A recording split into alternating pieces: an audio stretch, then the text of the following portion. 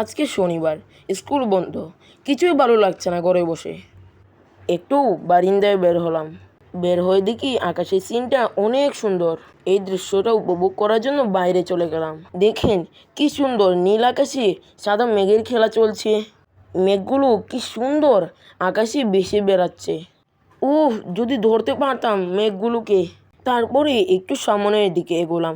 দেখি আমাদের খেলার মাঠের অবস্থা কি। ইদানিং দেখা যায় এই বৃষ্টি, এই রোদ। আমাদের খেলার মাঠটা বৃষ্টির কারণে একেবারে নাজেহাল অবস্থা হয়ে আছে।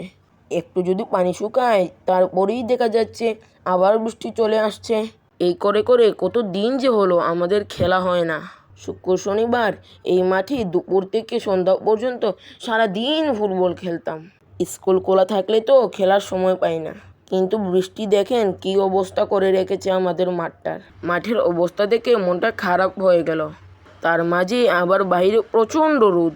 আর রোদের তাপ সহ্য করতে না পেরে বাসায় চলে আসলাম। বাসায় এসেও দেখি গরমে অবস্থা কাহিল। তাই ভাবলাম ফ্লোরে একটু শুয়ে থাকি। তাই একটু পাটি বিছালাম।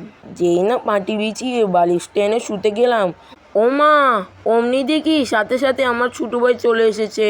ভাবলাম ছোটো ভাইকে নিয়ে ফ্লোরে আরামে শুয়ে থাকি। আমার ছোটো ভাই তো আর আমাকে শান্তিতে ঘুমাতে দিবে না। সে বলতাছে আমার জায়গায় নাকি বেশি আরাম, বেশি বাতাস। আমি তাকে জায়গাটা চেঞ্জ করে দিলাম। যা, সেও শান্তিতে থাকুক, আমিও শান্তিতে থাকি। যাক, এবার সে একটু নীরব হলো। ভাবলাম একটু ঘুমাই। যেই না চোখে একটু ঘুম আসলো, অমনি অনুভব করলাম কে যেন আমার উপর শুয়ে আছে। প্রথমে ভয় পেয়ে গেলাম, ভাবলাম ভূত নাকি। তারপর দেখি ভূতের চাইতেও বড়টা, এই যে দুষ্টু গালিব। এর জ্বালায় আমি সারা দিন অতিষ্ঠ হয়ে যাই। খাইতেও দিবে না, গোসলও করতে দিবে না, ঘুমাইতেও দিবে না, এমনকি পড়তে বসলেও জ্বালায়। অনেক চেষ্টা করলাম তাকে শান্ত করার, শান্তও করতে পারলাম না। শান্তির ঘুমও আর হলো না। শেষমেশ উঠে পড়লাম। ভাবলাম জায়গাটা একটু গুছিয়ে নিই, কিন্তু তাতেও তো আর জ্বালা, জায়গা গুছাতে দিবে না। দেখেন আপনারা বালিশটা নিয়ে কি করছে। বালিশটা মনে হয় আজ চিরেই যাবে। কিভাবে যে বালিশটাকে তার কাছ থেকে রক্ষা করি।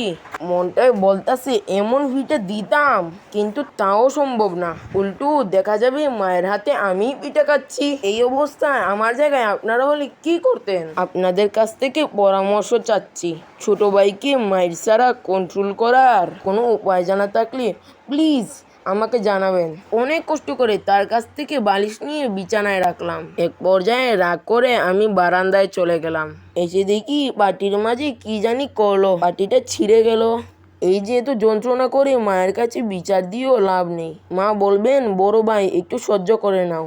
তারপরে কি আর করব, জায়গাটাও গুছাতে হবে। তারপরে অনেক কষ্ট করে পাটিটা উঠালাম। আপনাদের কারো কি ছোট ভাই আছে? আমার মতো অবস্থা কি কারো হয়? কমেন্টে জানাবেন কিন্তু। এক তো গরম, আবার ছোট ভাইয়ের যন্ত্রণা, তার মধ্যে বাহিরে এক শব্দ, আর দুপুরে ঘুমটাই হলো না। বন্ধের দিনে দুপুরে ঘুমটা আর আরামে ঘুমাতে পারলাম না। আপনারা নিশ্চয়ই আরামে ঘুমাচ্ছেন। আজ এ পর্যন্তই, ভালো থাকবেন।